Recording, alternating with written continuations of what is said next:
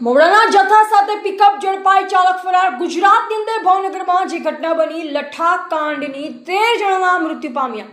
આ બાબત અને બીજી બાજુ બુટલેગરો અને વેપારીઓ બેફામ દારૂની સામગ્રીનું સામાન વેચાણ કરી રહ્યા છે। મોરા ગામેથી મોવડા ભરેલ પિકઅપ ઝડપાતા તંત્ર સામે સવાલોનો મારો।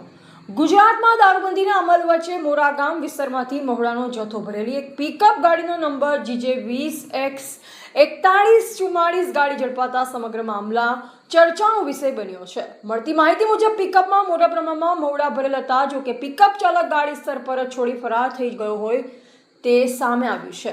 હવે સૌથી મોટો સવાલ એ છે કે આટલો મોટો મોવડાનો જથ્થો ક્યાંથી આવ્યો હતો, કોનો હતો અને તેને ક્યાં લઈ જવાતો હતો, તેમજ ચાલક ગાડી મૂકી ફરાર કેમ થયો તે અંગે પણ તપાસ જરૂરી બની છે।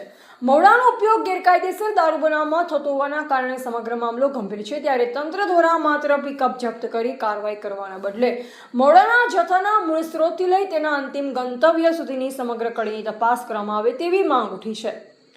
પિકઅપના માલિક ફરાર ચાલક, મોવડાનો જથ્થો આપનાર અને જથ્થો પહોંચાડવાનો હતો તે સ્થળ અંગે તપાસ કરી સમગ્ર મામલા પાછળ કોઈ મોટું નેટવર્ક છે કે કેમ તે બહાર લાવવું જરૂરી બન્યું છે। દારૂબંધીના અમલ વચ્ચે મોવડાની હેરફેર અને પિકઅપ ચાલકના ફરાર થવાના બનાવે અનેક સવાલ ઊભા કર્યા છે। હવે તંત્ર મામલે કેટલી ઊંડાણપૂર્વક તપાસ કરે છે અને સાચી હકીકત બહાર લાવે છે તેના પર સૌની નજર છે। રિપોર્ટર હિતેશ પ્રજાપતિ, દાહોદ।